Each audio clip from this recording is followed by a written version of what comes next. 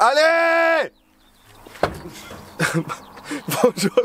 Bonjour les gars, on se retrouve aujourd'hui pour la présentation d'un Peugeot P4 de 1987.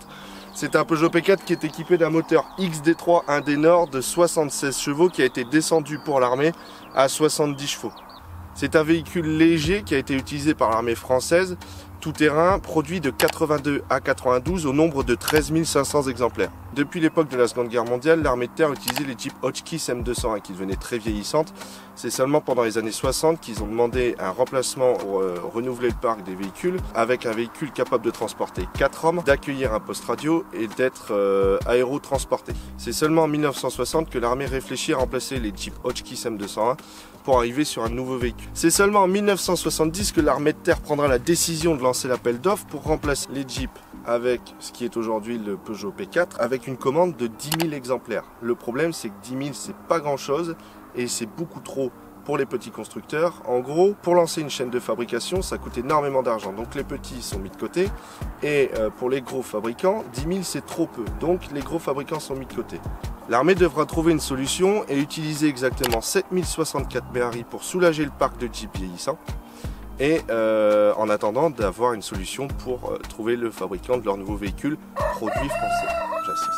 En 1976, l'armée essuiera un refus catégorique venant des marques françaises Peugeot, Renault et Citroën pour concevoir la nouvelle Jeep. L'armée décidera donc d'envoyer des bonhommes à l'étranger pour essayer de trouver un partenaire, puisqu'ils étaient dans l'optique d'avoir un véhicule 100% français, de trouver un partenaire pour concevoir un véhicule, quitte à ce que ça soit pas complètement... C'est super compliqué. Ça fait des couples en fait, ça fait des binômes. Renault Fiat, donc une base de Campagnola avec un moteur de Renault 20TS. Ça donnera le Renault TRM 500. Accrochez-vous. Citroën plus Volkswagen, c'est sur une base de Volkswagen Ilti plus un moteur de CX Athena. Ça donnera le Citroën C44.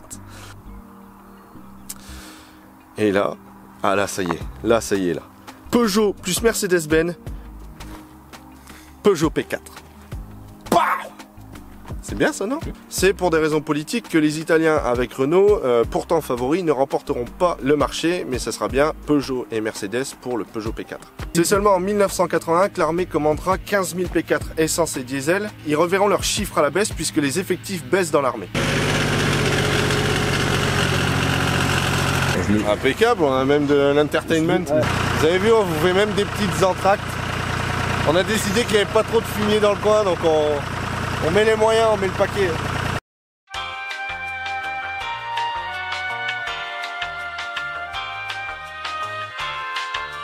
En 1982, début de la production. Peugeot utilisera sur la base du classe G le moteur de la 504 et la boîte de vitesse de la 604. Force est de constater que le P4 reste un véhicule mythique parce que pour les plus anciens et même encore aujourd'hui, puisqu'il y en a encore un petit peu en service, beaucoup l'ont connu pendant le service militaire ou bien en déploiement, environ 30 années de service. Donc c'est pas négligeable. C'est des véhicules que vous pourrez trouver aussi en achat, comme là, usage privé dans les domaines, que vous pouvez très bien acheter. Sauf pour certains P4, par exemple les P4 blindés, où il me semble que vous êtes obligé d'avoir un permis de port d'armes ou quelque chose comme ça pour pouvoir le détenir, puisque c'est un véhicule blindé. Ce qui nous ramène donc, après tous ces chiffres et ces détails, à fin 2015, moins de 2500 exemplaires en service. L'armée commande donc 1000 Rangers pour le remplacer, et ensuite fin 2016, sur une base de Ford Everest, l'armée commandera 3700 véhicules qui seront militarisés par Renault Truck Défense. Le P4 existe sous différentes variantes, on va y venir tout de suite. L'armée choisira d'abord en 92 de supprimer tous les moteurs essence et de dieseliser tous ces véhicules. On l'appellera donc le P4D. Donc voilà, donc P4 dieselisé, P4D. Ça c'est une variante, le P4D. Et ensuite vous avez le P4P, c'est un véhicule blindé qui a existé au nombre de 89 exemplaires. Ensuite vous avez le P4 VPS, véhicule de patrouille spécial qui a existé lui à 41 exemplaires. Le P4 V6 PRV, 20 exemplaires environ. C'est un P4 moteur V6 PRV, donc de 3 litres 170 chevaux, qui a servi à l'assistance au Paris-Dakar, ça c'est pas mal à savoir. Donc là on parle des véhicules de service, armée, pompiers, gendarmerie, voilà, on est sur un véhicule de service, donc par rapport à son confort, au bruit qu'il fait, la puissance qu'il a, c'est pas très grave parce qu'on est là pour travailler, il nous faut un véhicule pour bouger, rien de plus. Sauf que le P4 existera aussi en version civile, qui sera un flop total, puisque quand on est dans le civil, on peut se permettre d'avoir des goûts, des préférences, certaines envies, sauf que le le P4 il a rien dans le sac et financièrement c'était quelque chose, donc nul. Mais il faut pas oublier, ça reste un super bon 4x4 hein. Bon, terminé les détails chiants. Maintenant vif du sujet, je vais être vachement plus à l'aise parce qu'on n'oublie pas quand même que c'est les débuts. C'est assez compliqué à faire, mais là on arrive sur de l'intéressant parce qu'il s'agit juste de parler d'un 4x4 qui défonce, parce que bah, moi je l'ai essayé et franchement ça déchire. Je sais pas trop par où commencer. Simplement je pense que j'aurais pas grand chose à expliquer pour ceux qui ont pu l'utiliser à l'armée. Ça sera que des souvenirs, mais il y a peut-être des gens qui sont intéressés pour en acheter un ou qui sont juste curieux. Donc bah, état général, on est sur un véhicule léger avec une caisse, ça sonne creux, hein, c'est de la tôle, du plastique. Là on peut le retrouver, on aura l'occasion aussi de vous présenter des véhicules Seconde Guerre mondiale. C'est toujours le même principe, hein. Là c'est un petit peu plus plastique, mais vous avez les attaches qui servent à rabattre le pare-brise et éviter qu'il se balade un peu partout, donc ça c'est de chaque côté. D'ailleurs là vous avez l'attache, là c'est passé en LED, mais à l'époque c'était encore de l'ampoule. Vous avez des lampes gyrophares, là petit détail cool, Benz, Mercedes-Benz.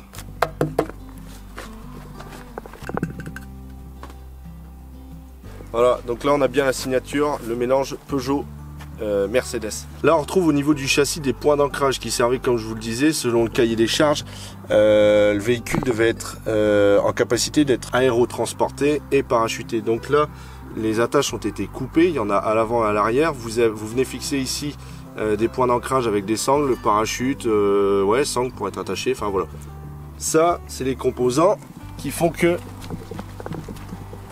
comme ici on le retrouve là, voilà, ça sert à la aérotransportation. Là sur celui-ci, donc c'est des portes qui ont été fabriquées maison, mais de manière originale. C'est des portes qui sont composées d'un cadre en ferraille, comme on retrouve ici, mais qui sont enrobées d'une toile, un petit peu comme celle-ci, avec ici deux attaches pour rentrer, comme de l'autre côté, le deuxième morceau de la porte, qui lui aussi était composé de toile, mais comme là si on ignore la ferraille,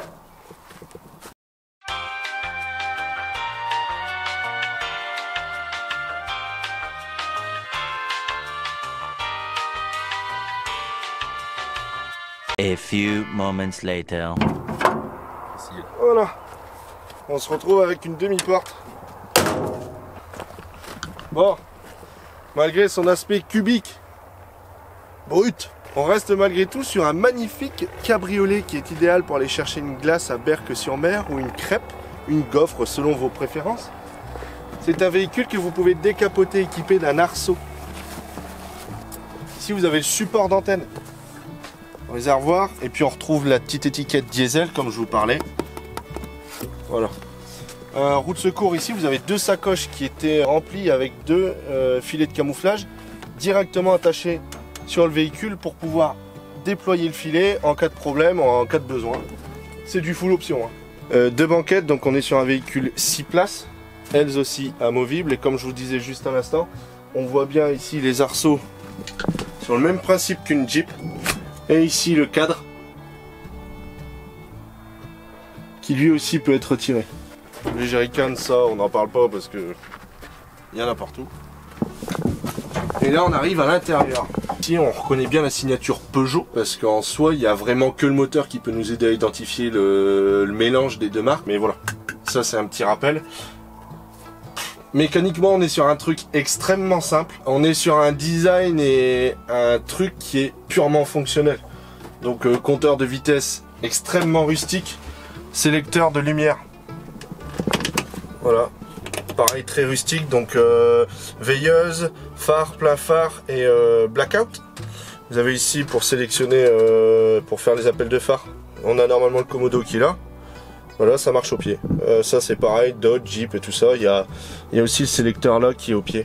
Donc on est sur un diesel, comme je vous le disais, boîte manuelle 4 vitesses, plus une marche arrière, et qui est ici. Donc là on est sur la commande du blocage de différentiel arrière. Pour bloquer le différentiel, en fait ça veut ni plus ni moins dire que les deux roues vont tourner en même temps. Parce que dans un virage, que ce soit une voiture, un camion ou n'importe quoi, un véhicule en virage, la roue intérieure tourne moins vite que la roue extérieure. Donc là, c'est pour contrer ce fait-là et faire en sorte que les roues tournent en même temps. C'est purement un point de motricité, ainsi que la boîte de transfert. Donc là on voit GV2, GV4 et PV4. GV ça veut ni plus ni moins dire grande vitesse 2 roues motrices, grande vitesse 4 roues motrices et petite vitesse 4 roues motrices. C'est-à-dire que à 5000 tours par exemple au hasard, vous allez être à 5000 tours en première, votre P4 il va avancer à 3 ou 4 km/h. Vous allez être en grande vitesse 2 ou 4 roues motrices, vous allez toujours être à 5000 tours, mais par contre vous serez à 15 km/h. C'est simplement pareil, motricité, vous êtes dans la boue, vous avez plus de motricité, vous mettez ça, ça va tourner tout doucement mais avec force, vous allez vous sortir du brin. C'est pas vrai? Donc, c'est des véhicules qui étaient utilisés, ils sont encore utilisés par l'armée, qui sont en général dans les mêmes conditions, donc il n'y a pas de variante. Par contre, à usage privé, on peut se permettre de faire des modifications, puisque c'est votre véhicule, vous faites ce que vous voulez dedans. Donc là, je pense que c'est surtout, vous avez le coupe-circuit, donc ça, simplement pour mettre le contact, et pour des questions de sécurité, vu que c'est votre véhicule, et que c'est vous qui l'assurez, et puis en cas de problème, bah, un petit contacteur de clé, ça fait pas de mal. Ça c'est intéressant aussi parce que donc il y a le coupe-circuit, il y a la clé et juste en dessous vous avez la tirette pour le démarreur.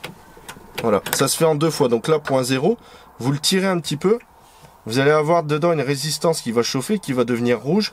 Une fois qu'elle est rouge blanche, vous pouvez démarrer, c'est le préchauffage. Ça se passe comme ça. Ah ouais, bah ça aussi l'oramètre. L'oramètre pareil. Usage professionnel, armée, pompiers, gendarmerie, un oramètre, parce que c'est ni plus ni moins qu'une machine, c'est pas une voiture, c'est une machine. Donc pour l'entretien, on se sert des heures.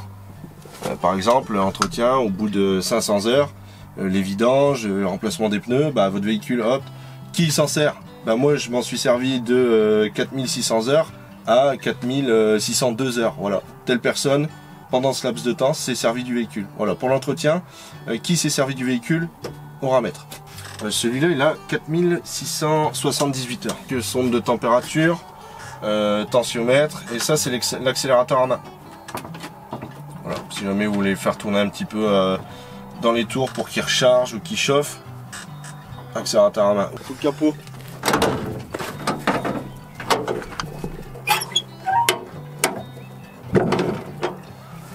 Ça c'est le genre de détail qu'on notifie pas souvent. C'est financier et pratique. C'est de la ceinture, c'est pas, ça casse pas, ça coûte pas cher. Voilà, c'est le genre de détail. Ça, il y en a aussi pour les portes, les charnières de porte. Les portes, pour pas qu'elles s'ouvrent trop loin, il y a une ceinture de sécurité qui est au niveau des charnières. Voilà. Ça coûte pas cher, c'est pratique, ça marche tout le temps. Donc comme je vous le disais, on est sur un moteur Indenor qui tourne en 24 volts. Donc deux batteries de 12 volts en série. Et là-bas, vous pourrez remarquer la prise de parc autant.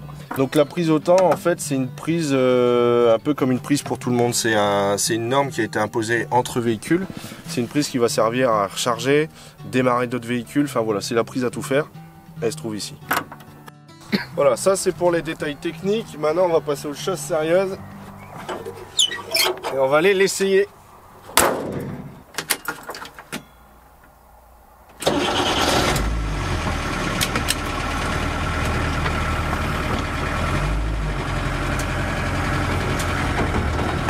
Donc là, comme je vous le disais, on est sur un véhicule archaïque, brut de décoffrage. Ça reste malgré tout un véhicule qui est super fonctionnel. Je pense que le cahier des charges est bien rempli à ce niveau-là, puisqu'au niveau fiabilité, il n'y a rien à dire. Fonctionnement, rien à dire non plus. Il faut juste prendre son courage à deux mains pour pouvoir rouler avec et si possible avoir des bouchons d'oreille parce que c'est extrêmement bruyant, surtout quand on est lancé à 80 avec des pneus tout terrain. Le bruit, le moteur qui monte dans les tours puisque boîte 4, il faut monter dans les tours pour monter en vitesse. Les pneus tout terrain sont extrêmement bruyants. Mais bon, il ne faut pas se le cacher, ça reste un super véhicule et on se régale. Au niveau de la direction, on est sur quelque chose d'extrêmement mou. Pareil pour les freins, c'est des pneus qui sont très hauts, très tendres. Donc on est sur une direction très molle avec un grand volant, on n'a rien de précis. C'est vraiment, quand on est emmerdé, on doit s'en sortir, c'est fait pour ça. Rien de plus. Au niveau de la puissance, c'est pas ouf. Fonctionnel. Il y en a assez pour s'amuser, surtout dans les chemins. Sur la route, c'est déjà un petit peu plus triste. Et il y en a assez, on va pas s'en plaindre.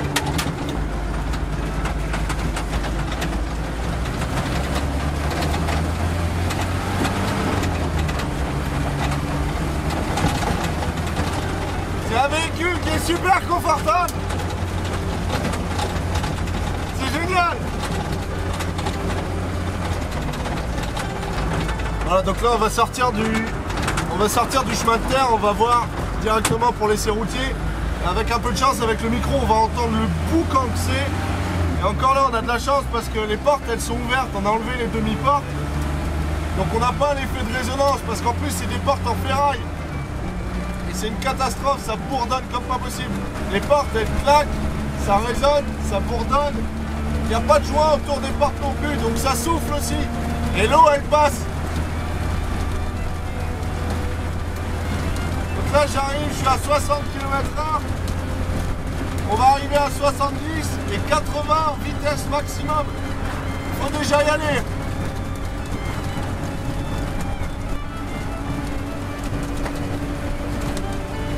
Donc là je suis à 80 km/h, vous pouvez voir qu'on est super à l'aise, il n'y a pas de courant d'air du tout, on s'entend bien parler, c'est idéal.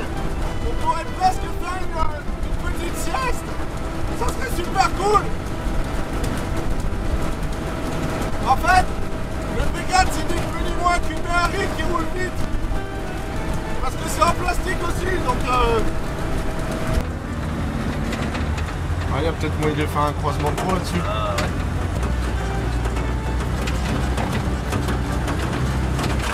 Voilà, donc là je suis content de pouvoir vous le montrer parce que j'étais pas sûr, mais je vais vous montrer exactement à quoi correspond un croisement de pont. Là, tout à l'heure, je vous ai expliqué ce que c'était le blocage du différentiel, le fait que les deux roues tournent en même temps. C'est-à-dire que si vous êtes en difficulté, que le P4 est levé d'un côté, une roue en l'air, l'autre à terre, l'une va patiner et l'autre va pas être en mesure d'amener la motricité de manière assez efficace pour pouvoir vous faire avancer. Donc là, par exemple, si je vous donne l'exemple, sans le blocage de pont activé.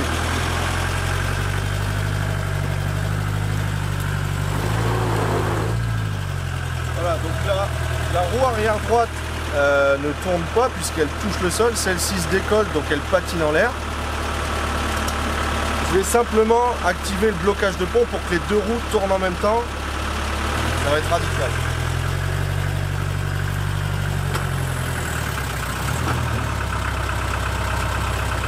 Voilà. Donc là, si vous êtes dans une situation où vous êtes sur une plus grosse bosse, votre roue est complètement dans le vide, c'est pas grave, l'autre elle va quand même continuer à tourner. Et ce qu'on appelle un croisement de pont, c'est que la roue avant droite, par exemple là dans le cas où on est, la roue avant droite et la roue arrière gauche vont plus toucher le sol. Donc c'est la roue avant gauche et arrière droite qui va prendre, c'est ces roues là qui vont prendre le relais pour pouvoir continuer à vous faire avancer.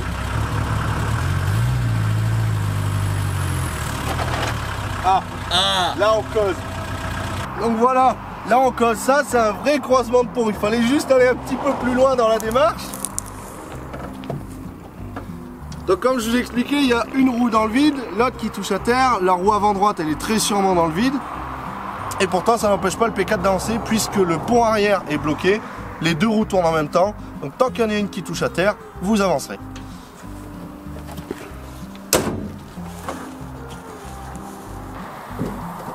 Voilà. Les gars, la vidéo est terminée, j'espère que le format, le véhicule et les informations vous ont plu. Cette vidéo fait partie de mes premières vidéos, on est encore mal à l'aise avec les copains et moi-même. C'est super compliqué de s'organiser, de structurer ce qu'on a envie de faire. Mais j'espère que le format malgré tout vous aura plu. N'hésitez pas à laisser des commentaires pour donner votre avis, ce qu'on pourrait modifier si vous avez des idées. Et surtout, abonnez-vous, vous n'oubliez pas la petite cloche, machin et tout ça, vous faites le nécessaire. Je suis aussi sur TikTok. Le P4 fait partie des nombreux véhicules que les copains possèdent dans l'équipe. Donc on a beaucoup de choses à vous présenter, peu importe l'époque, que ce soit les années 80, Deuxième Guerre mondiale, comme je vous le disais dans la présentation, drift, moto, enfin voilà. Celui-ci fait partie d'une longue série de vidéos, donc surtout il faut vous abonner, vous suivez ce qu'on fait sur nos réseaux. Je vous mets toutes les informations, les liens en description. En attendant de vous retrouver pour la prochaine vidéo, je vous dis merci, je vous retrouve très vite. Ciao, bye. Je suis fatigué. Eh, fais bip bip.